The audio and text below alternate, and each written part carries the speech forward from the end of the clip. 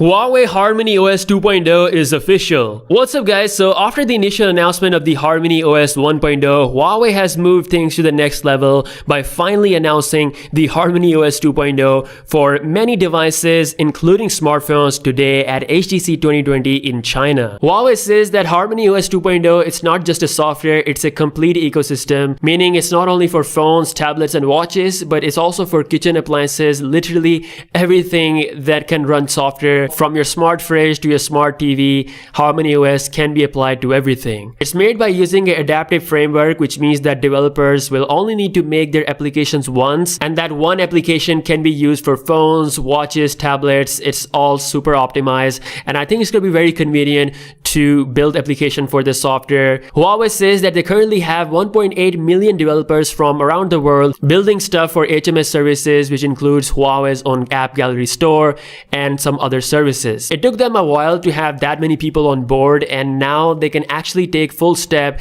in releasing the Harmony OS 2.0 for their smartphones. Yes, all existing Huawei phones that are running EMUI 11, which was by the way announced today as well, they all can be updated to the Harmony OS 2.0, and Huawei has said that their first smartphone with Harmony OS 2.0 will come officially in 2021. They further explained that Harmony OS 2.0 has the highest security certification, which is CCEAL 5+. They further confirmed that the first beta of the Harmony OS 2.0 will be made available for watches and smart TVs, whereas for smartphones it's coming in December 2020. So if you're a developer, it is an open source software. Anyone can work on this project, and of course, this software is not just for Huawei phones. Pretty much any smartphone manufacturer can use Harmony OS. So just like Android, they have made this completely open source, but then again, it's not going to be coming with Google services. Now, they didn't show off how the Harmony OS 2.0 will look in terms of, on a smartphone, but rumor says that the look and feel will be very similar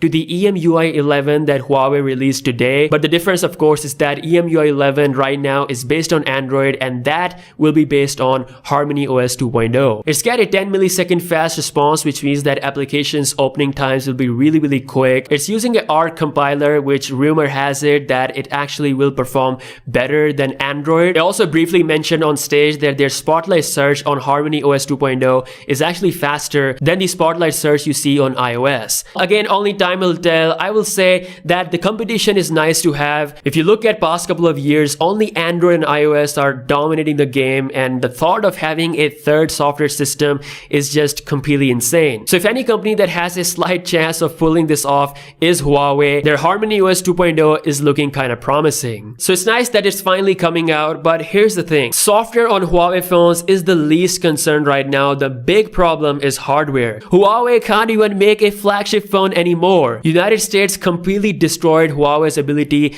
to make a proper high-end flagship phone. First, they took away Google services, and despite that, Huawei still continued to ship phones with their open Android version, but then they took away their ability to make flagship processors. And now, believe it or not, they're even taking away their ability to have flagship displays. After September 15th, any company who uses US-based technology won't be allowed to work with Huawei, which means Samsung and LG won't be allowed to do business with Huawei. They won't be allowed to sell their OLED displays, not even RAM and memory and some other hardware things. Without a flagship processor or having the latest OLED display, they cannot survive in the flagship game. Which means not only Huawei Mate 40 is the last phone to have a Korean flagship processor, but it could also very well be the last flagship from Huawei ever. Recently, Qualcomm tried to get a license to ship its Snapdragon chips to Huawei, but so far, US has no reply for that. Samsung Display has appealed to US as well, but they have also not received any reply. US has single-handedly destroyed Huawei, which is why we're hearing in the news that Huawei might actually exit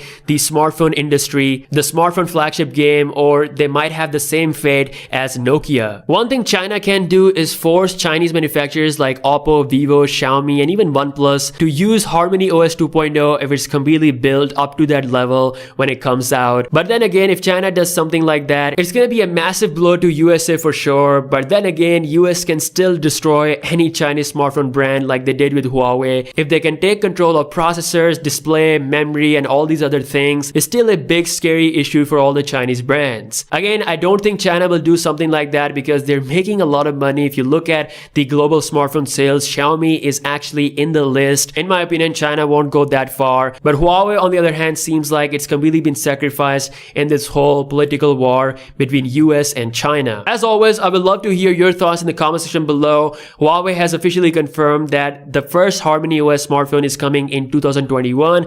If US doesn't allow Qualcomm to sell chips to Huawei, then it's most likely going to be a mid-range phone which might still be sold in China. Again, we'll see what's gonna happen in the future. As always, subscribe to the channel if you're new here, and I'll see you in the next one. Peace out.